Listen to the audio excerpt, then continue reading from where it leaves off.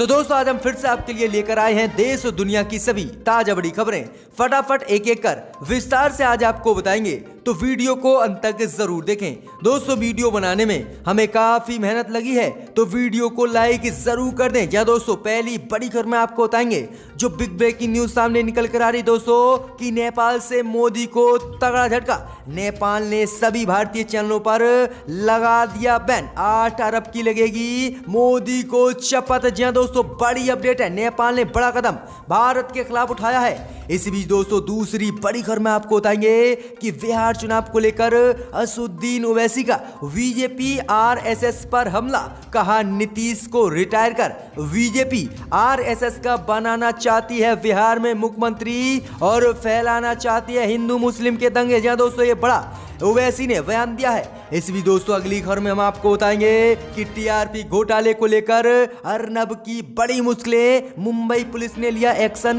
Republic TV के 1000 पत्रकारों पर मुंबई पुलिस ने दर्ज कर दी है एफआईआर। जहां दोस्तों अर्नब गोस्वामी की मुश्किलें बढ़ गई हैं। इस भी दोस्तों अगली खबर में हम आपको बताएंगे कि महबूबा मुफ्ती ने जम्मू कश्मीर में किया ऐलान। कहा कश्मीर के झंडे के अलावा नहीं उठाऊंगी कोई भी झंडा। बीजेपी में दम है तो वह तिरंगा झंडा उठवा कर दिखाए। जहां दोस्तों ये बड़ी चेतावनी मोदी को दे दी है। इसी भी दोस्तों अगली खबर में हम आपको बताएंगे कि चीनी सैनिकों को लेकर राहुल गांधी का पीएम पर हमला। कहा मोदी बताए कि हमारी जमीन से कब वापस जाएंगे चीनी सैनिक। जहां दोस्तों ये बड़ी बात करी है असुद्दीन ओवैसी के बाद राहुल गांधी ने।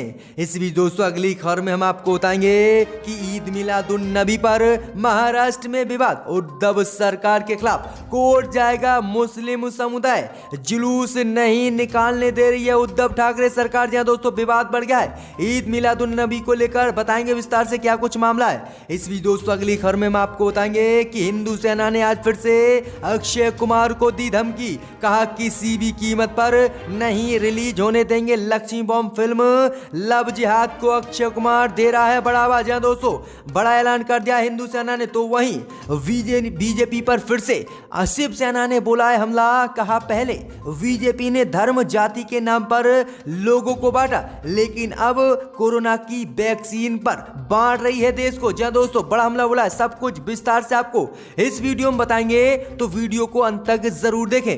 इसी बीच पर तो दोस्तों पहली बड़ी खबर की ओर जो बिग ब्रेकिंग न्यूज सामने निकल कर आ रही दोस्तों कि नेपाल से मोदी को तगड़ा झटका। नेपाल ने सभी भारतीय चैनलों पर लगा दिया आज बैन। मोदी की बड़ी मुश्किलें। जहां दोस्तों ये बड़ी खबर सामने निकल कर आ रही दोस्तों कि नेपाल ने भारत के सभी चैनलों पर आज बैन लगा दिया है। जहां दोस्तों आपको बता दें कि कुछ दिन पहले गलत खबर चलाने के मामले में नेपाल ने भारत के कुछ न्यूज चैनलों पर बैन लगाया था, जिसके बाद मामला ठंडा हुआ और नेपाल ने ये बैन हटा लिया था। लेकिन आज जो खबर सामने निकल कर आ रही दोस्तों कि आज नेपाल ने भारत के कुल 108 चैनलों पर बैन लगा दिया है और इसका प्रसारण शुक्रवार मध्य रात्रि 12:30 बजे से नेपाल में बंद हो गया है। और अनुमान के अनुसार दोस्तों भारतीय चैनलों को इसके बैन लगाने से नेपाल से करीब 8 अरब रुपए का नुकसान हुआ है। जो ये बड़ी खबर सामने निकल कर आ रही दोस्तों कि नेपाल ने आज भारत के सभी चैनलों पर बैन लगा दिया है और मोदी सरकार को ये तगड़ा झटका नेपाल ने दिया है। देखते हैं कि आगे मोदी सरकार क्या कदम उठाती है नेपाल को लेकर। इसी बीच पर तो दोस्तों अगली खबर की ओर तो असुद्दीन ओवैसी ने मोदी पर बोला हमला। कहा नीतीश को रिटायर कर बीजेपी आरएसएस का बनाना चाहती है बिहार में मुख्यमंत्री। जब दोस्तों आपको बता दें कि असुद्दीन ओवैसी ने एक बार फिर से प्रधानमंत्री मोदी पर हमला बोला। असुद्दीन ओवैसी ने कहा कि प्रधानमंत्री मोदी एक घोड़े के साथ 2 सवारियां करना चाहते हैं बिहार में। जब दोस्तों आपको बता दें कि असुद्दीन ओवैसी ने कहा है कि बीजेपी बिहार में 19 लाख नौकरी देने की बात कर रही है। इससे साफ होता है कि बीजेपी नीतीश कुमार को रिटायर करना चाहती है और चाहती है कि प्रदेश में उनका मुख्यमंत्री हो। ये आरएसएस के मुख्यमंत्री को बिहार में बनाएंगे। वहीं आपको बता दें कि असुद्दीन ओवैसी ने बिहार में बीजेपी द्वारा मुफ्त कोरोना वैक्सीन देने पर भी निशाना साधा। ओवैसी ने कहा कि पीएम कम से कम ये बताएं कि इंसान की जिंदगी चाहे बिहार, यूपी या गुजरात की हो, संविधान के लिहाज से सभी जिंदगी भारत में बराबर है।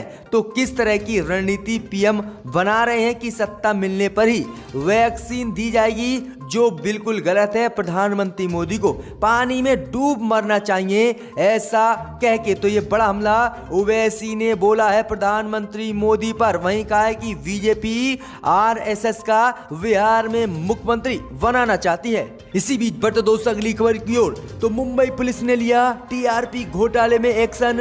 रिपब्लिक टीवी के 1000 पत्रकारों पर एफआईआर दर्ज, बौखला गया अर्नब गोस्वामी। जी दोस्तों, आपको बता दें कि हाल ही के दिनों में टीआरपी घोटाला कल सुर्खियों में आए अर्नब गोस्वामी अब मुंबई पुलिस के चंगुल में बुरा फंस गया है। जी दोस्तों, आपको बता दें कि टीआरपी घोटाले को लेकर आज मुंबई पुलिस ने एक्शन लिया और इसी सिलसिले में मुंबई पुलिस ने रिपब्लिक टीवी के 1000 पत्रकारों के खिलाफ एफआईआर दर्ज की है, जिसके बाद अर्नब गोस्वामी बौखला गया और अर्नब गोस्वामी ने हवाला दिया है कि आपातकाल में भी इतना बड़ा हमला मीडिया पर नहीं हुआ था जो आज महाराष्ट्र सरकार कर रही है। जिसके बाद अब आपको बता दें कि अर्नब गोस्वामी का भी इन 1000 चैनलों इन 1000 पत्रकारों में नाम है और अर्नब गोस्वामी ने नाराजगी जताई है। तो ये बड़ी अपडेट आ रही दोस्तों कि टीआरपी घोटाले को लेकर अर्नब के 1000 पत्रकारों पर एफआईआर दर्ज। इसी बीच बढ़ते दोस्तों अगली खबर की ओर, तो जम्मू कश्मीर की मुख्यमंत्री महबूबा मुफ्ती ने किया ऐलान, कश्मीर के झंडे के अलावा नहीं उठाऊंगी कोई भी झंडा। जी दोस्तों, ये बड़ी खबर सामने निकल कर आ रही है कि करीब 14 महीने की हिरासत के बाद रिहा हुई जम्मू कश्मीर की पूर्व मुख्यमंत्री और पीपल्स डेमोक्रेटिक पार्टी की अध्यक्ष महबूबा मुफ्ती ने आज प्रेस कॉन्फ्रेंस कर बड़ी घोषणा की है। जी दोस्तों, आपको बता दें कि महबूबा मुफ्ती ने कहा है कि उनकी पार्टी जम्मू कश्मीर को वही दर्जा वापस दिलाने में जमीन आसमान एक कर देगी।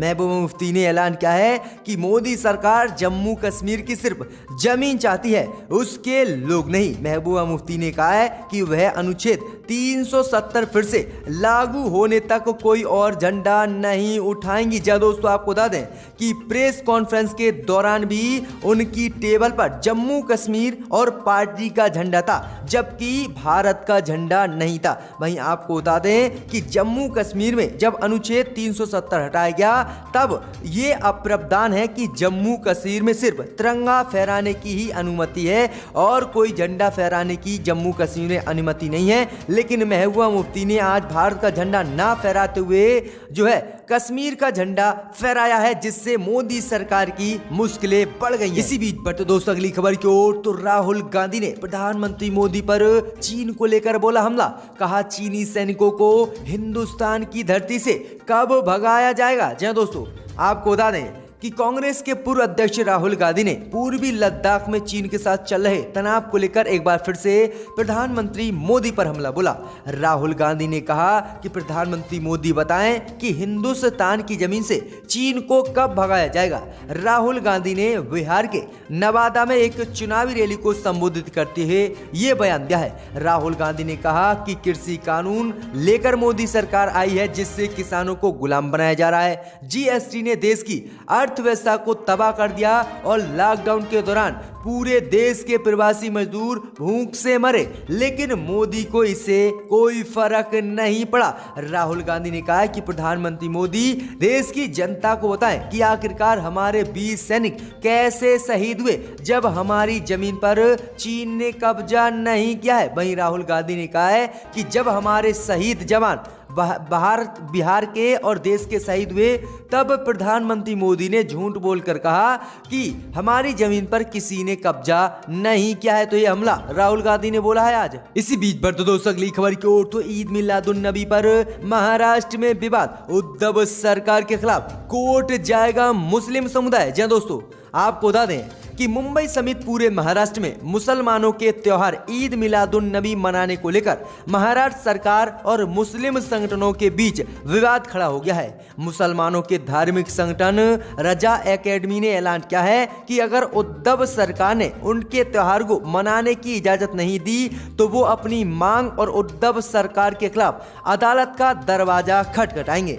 रजा एकेडमी मुस्लिम संगठन के मुताबिक त्योहार को मनाने और जुलूस निकालने की इजाजत रजा एकेडमी महाराष्ट्र सरकार और पुलिस प्रशासन के साथ मीटिंग कर रही है। वहीं आपको बता दें कि राज्य के गृह मंत्री अनिल देशमुख ने भी इसका आश्वासन दिया है कि आपको त्योहार मनाने दिया जाएगा, लेकिन अभी तक महाराष्ट्र सरकार ने कोई भी जवाब इसको लेकर नहीं दिया है। जबकि 30 अक्टूबर को ईद मिलादुन नबी का त्योहार है, तो रजा एकेडमी ने ऐलान किया है कि अगर महाराष्ट्र सरकार ईद मिलादुन नबी पर जुलूस नहीं निकालने देगी तो वह इसके खिलाफ कोर्ट जाएंगे। तो ये बड़ी अपडेट है, देखते हैं कि महाराष्ट्र सरकार इस पर क्या जवाब देती है। इसी बीच बढ़ते दोस्तों अगली खबर की ओर, तो हिंदू सेना ने अक्षय कुमार को दी आज खुली धमकी, कहा किसी भी कीमत पर रिलीज नहीं होने देंगे। लक्ष्मी बम फिल्म लव जिहाद को दे रही है बढ़ावा।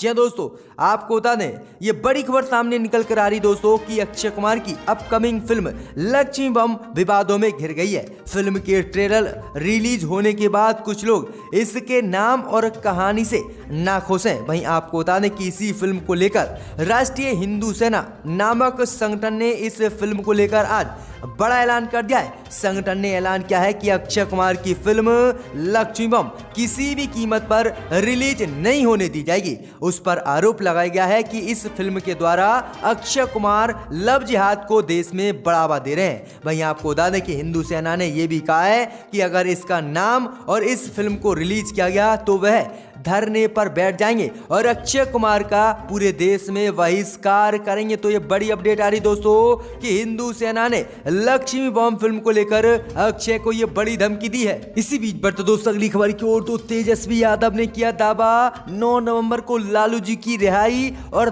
10 को होगी नीतीश जी की बिहार से विदाई। जी दोस्तों, आपको बता दें कि आरजेडी के नेता तेजस्वी यादव ने बिहार में एक रैली को संबोधित करते हुए दावा किया है कि 9 नवंबर को पिता लालू प्रसाद यादव जेल से रिहा हो जाएंगे और अगले दिन यानी 10 नवंबर को नीतीश कुमार जी का फेयरवेल हो जाएगा और वह नहीं मुख्यमंत्री बन पाएंगे। गठबंधन के मुख्यमंत्री उम्मीदवार तेजस्वी यादव अपनी जीत पर पूरा भरोसा जता रहे हैं।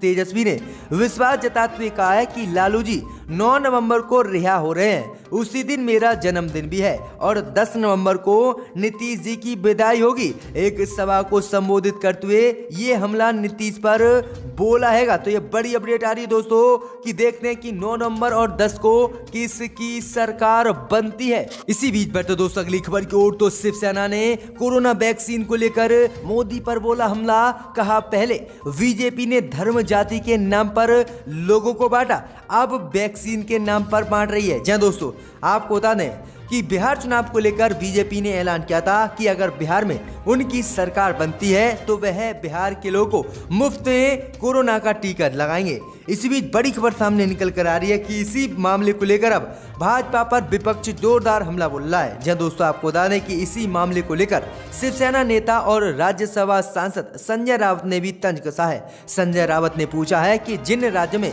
भाजपा की सरकार नहीं है, क्या उन राज्यों के लोगों को वैक्सीन मोदी सरकार देगी या नहीं, या उन लोगों को मिलेगी या नहीं। वहीं आपको बता दें कि आगे जो है उन्होंने कहा है कि हमारे देश के स्वतंत्रता सेनानी ने एक नारा दिया था कि तुम मुझे खून दो मैं तुम्हें आजादी दूंगा, लेकिन अब भाजपा ने इस नारे को बदल दिया है और नया नारा बनाया है कि तुम मुझे वोट दो हम तुम्हें वैक्सीन देंगे। देश को बांटने का आरोप लगाते हुए संजय रावत ने कहा है कि यह भारतीय जनता पार्टी का भेदभाव पूर्ण व्यवहार है। इसने पहले लोगों को धर्म और जाति के नाम पर बांटा, लेकिन अब ये कोरोना वैक्सीन के नाम पर लोगों को बांट रही है और फूट डाल रही है। तो ये बड़ा बयान जो है संजय रावत ने दिया है। इसी बीच बढ़ते दोस्तों अगली खबर की ओर, तो कांग्रेस ने नोटबंदी को लेकर बुरी तरह से मोदी को घोरा, कहा कितना मिला टैक्स और कितना जुटाया है मोदी ने काला धन। जी दोस्तों, आपको बता दें कि नोटबंदी को लेकर कांग्रेस ने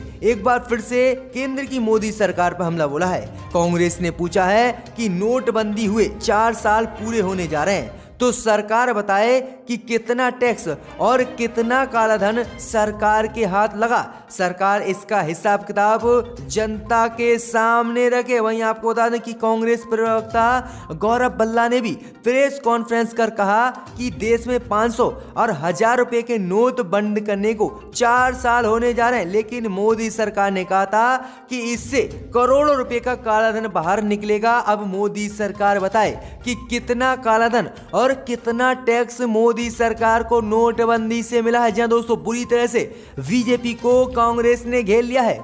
इसी बीच पर तो दोस्तों अगली खबर की ओर, तो बिहार में चुनाव प्रचार करने गए बीजेपी विधायक पर हमला, गांव वालों ने दौड़ा दौड़ा कर पीटा, 14 लोग हो गए बुरी तरह से घायल। जब दोस्तों आपको बता दें कि बिहार विधानसभा चुनाव को लेकर उम्मीदवार अपना प्रचार तेज कर दिए हैं। इसी बीच गोपालगंज में बीजेपी विधायक के काफिले पर पथराव की घटना आई है, जिसमें 14 लोग घायल हो गए हैं। सूचना पहुंचने के बाद 5 गाड़ियों को नुकसान भी पहुंचाया गया है। जब दोस्तों आपको बता दें कि बीजेपी विधायक पर पूरी तरह से लोग भड़क गए और वोट मांगने को लेकर पथराव कर दिया और बीजेपी विधायक को आनन फनन में वहां से भागना पड़ा। जहां दोस्तों किस तरह से जनता बिहार की बीजेपी विधायकों को दौड़ा दौड़ा कर पीट रही है। क्या बीजेपी आपको लगता है कि बिहार में जीत सकती है? तो हमें कमेंट कर जवाब दें।